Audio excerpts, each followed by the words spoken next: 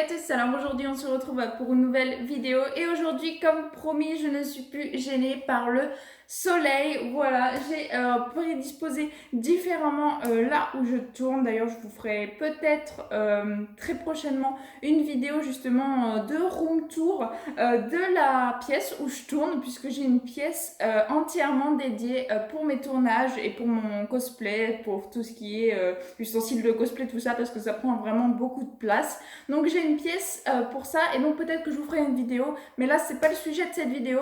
J'étais juste très contente de pouvoir vous dire que voilà, je ne serai plus maintenant gênée par le soleil. J'ai réussi à faire ce que je voulais, ce que je pensais, pour justement ne plus être gênée par le soleil. Mais c'est pas le sujet de cette vidéo. Donc aujourd'hui on se retrouve pour l'épisode 934 de One Piece qui s'intitule Retournement de situation, Santorio détournant la mort. Et donc on reprend cet épisode avec tout simplement Zoro qui était en train d'enlever son manteau, parce que comme on le sait avec Zoro, dès qu'il met son espèce de bandana sur sa tête ou alors qu'il fait quelque chose qui change, et bien sûr c'est quand il prend le combat au sérieux. Et donc là il enlève son espèce de sur-kimono, il le met par terre et son adversaire fait exactement la même chose, et le combat recommence entre les deux personnages donc qui vont plus ou moins se donner des coups de sabre l'un et l'autre. Ils sont plus ou moins de force égale.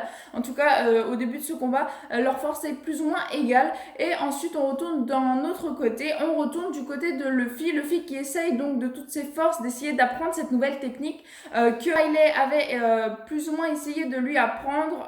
Non, qu'il lui avait pas appris, pardon. Qu'il lui avait montré. Et que Luffy maintenant veut essayer donc de refaire, de réaliser lui-même en essayant de s'entraîner tout seul. Et donc, ce qu'il fait, c'est que là, vu qu'il a un collier qui peut pas sortir du ring de là où il est, il va affronter différents glifters que Queen justement lui envoie, et donc Luffy va essayer de faire cette technique donc qui sert à propulser les adversaires mais sans les toucher. Seulement Luffy lui il n'y arrive pas, il est toujours obligé de toucher l'adversaire pour réussir à utiliser son attaque. Donc il essaye de toutes ses forces depuis quelques épisodes maintenant à essayer de faire cette technique.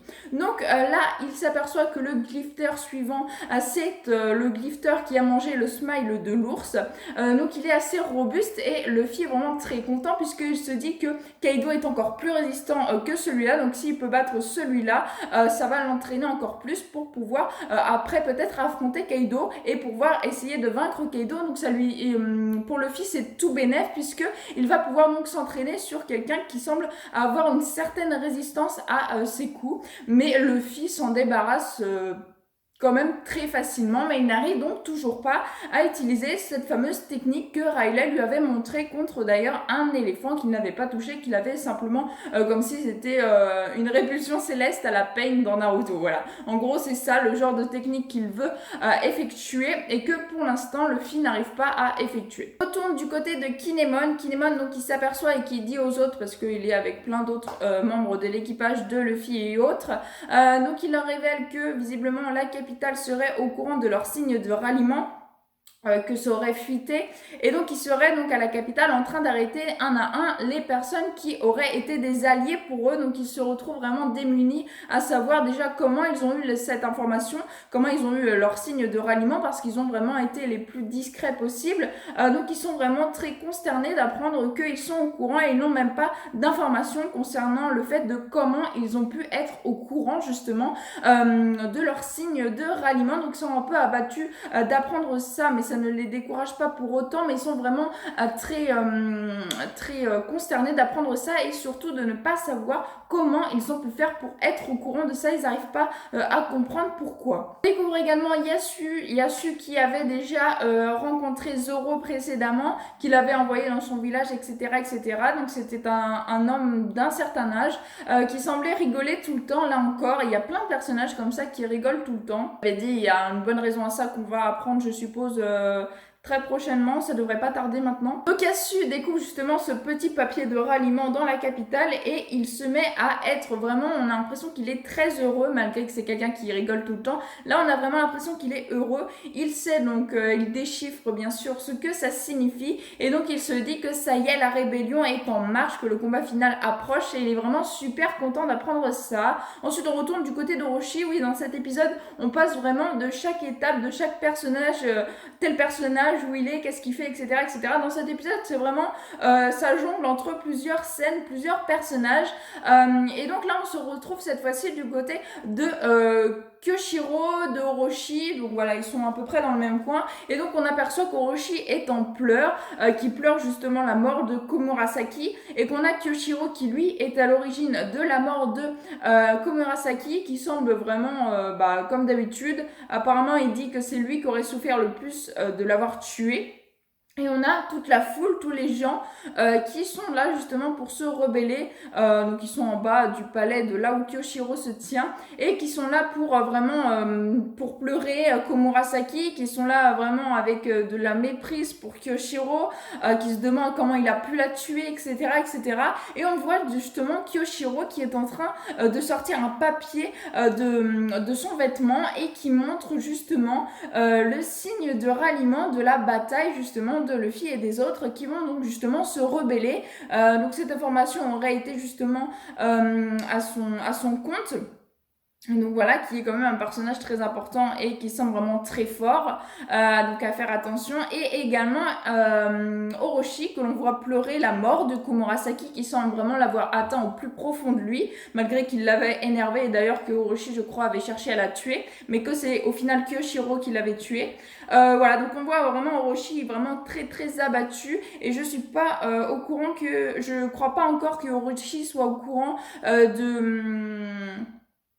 justement de cette rébellion qui a éclaté, que tout le monde a découvert. Je suis pas sûre qu'à ce moment-là Orochi est au courant. Je crois que vraiment il est en train de pleurer Komurasaki. J'ai vu déjà que Orochi avait très très peur pour ses fesses, justement parce que lui croyait dur comme fer au fait que 20 ans après il y aurait justement les descendants ou des gens qui aimaient Oden qui allaient se rebeller contre lui, et lui il avait vraiment très très peur de ça. Donc là vraiment pendant cette scène c'est un peu flou. Je sais pas trop si il stresse justement pour cette rébellion qui, donc les 20 ans, c'est là dans quelques jours pour lui, ou s'il pleure la mort de Komurasaki, mais pour moi il pleure plus la mort de Komurasaki que l'autre. Je suis pas sûre qu'il est encore au courant.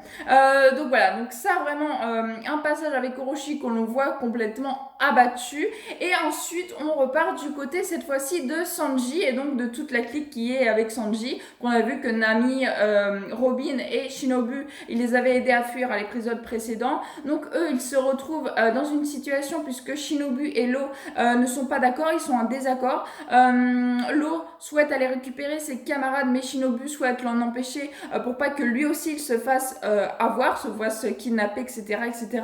Donc elle essaye de l'en empêcher, mais Law est sûr, Law veut vraiment sauver ses compagnons, donc c'est pas Shinobu qui va réussir à l'en empêcher. Et avant qu'il puisse partir, on a Yasu qui arrive à leur côté, et justement qui leur dit qu'il est visiblement très content de savoir qu'il prévoit une rébellion et que la bataille finale va commencer. Donc il a l'air vraiment très très heureux de ça. Donc voilà, on va peut-être en apprendre plus aux épisodes prochains, le pourquoi du comment il serait vraiment ravi que cette guerre ait lieu. Ensuite on retourne cette fois-ci du côté de Zoro, qui est d'ailleurs le dernier passage avant que l'épisode se termine. Donc du côté de Zoro, on retrouve Zoro qui est toujours donc dans son fameux combat, et qui par malchance se prend une lame dans son torse à côté de son épaule gauche, mais elle est vraiment tranchée, et l'arme reste coincée dans le corps de Zoro, donc Yamato n'arrive pas à la retirer.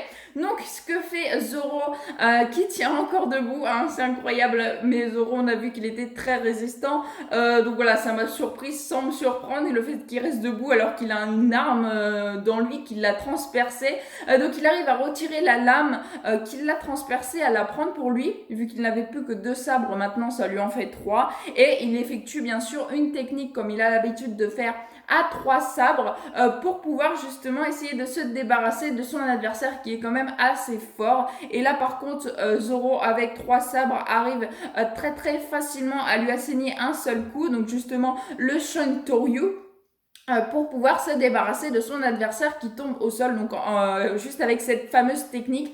Par contre Zoro qui lui voit justement le voleur de sabre qui pendant tout ce temps avait attendu que le combat se termine s'en aller, en fait il part tout simplement. Et Zoro, lui, s'écroule, bien sûr, quand même. Zoro s'écroule suite justement à cette technique qu'il vient d'effectuer, mais également et surtout à cause de la blessure qu'il venait, que Kamazo venait justement de lui asséner, qui était vraiment très ouf, parce qu'il lui a quand même déchiqueté l'épaule, là, il est rentré sa lame complètement dedans, dans Zoro, donc voilà, il se serait pas écroulé, ça aurait juste été impossible, j'aurais pas du tout aimé. Donc voilà, Zoro s'écroule juste après avoir effectué cette fameuse attaque et l'épisode se termine comme ça. Donc franchement, cet épisode était plutôt très sympa. En tout cas, moi je l'ai bien aimé, beaucoup plus que certains autres qu'on a eu de Wano qui étaient un peu plan-plan. Celui-là, j'ai bien aimé. Pourquoi Parce que tout simplement, on a été de différents endroits. On a au moins été à 5 endroits différents, voir ce qu'il se passait donc à Wano de différents endroits. Visiblement, au prochain épisode, on apprendrait la véritable identité de la femme justement que Zoro a protégée de Kamazo qui tentait de la tuer.